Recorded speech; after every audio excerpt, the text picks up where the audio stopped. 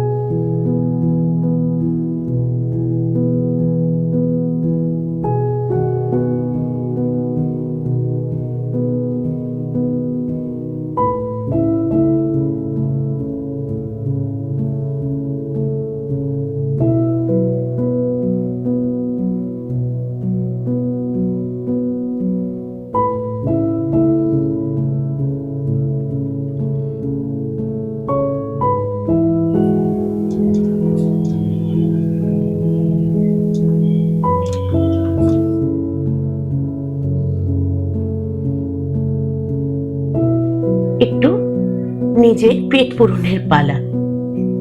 এরপর আসে আমার টি টাইম। চা বানানোটা আমার কাছে একটা থেরাপি। চা ফুটতে ফুটতে মনে হয় সময়টা একটু এগিয়ে চলে ধীরে ধীরে। চায়ের গন্ধে ঘর মেতে ওঠে।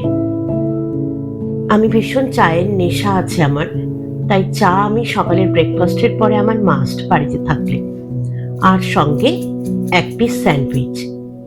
কখনো কখনো জীবনে খুব বড় কিছু লাগে না, এক পিস স্যান্ডউইচ, একটা গরম চা, এটুকুই আরামের জন্য, নিজের জন্য যথেষ্ট।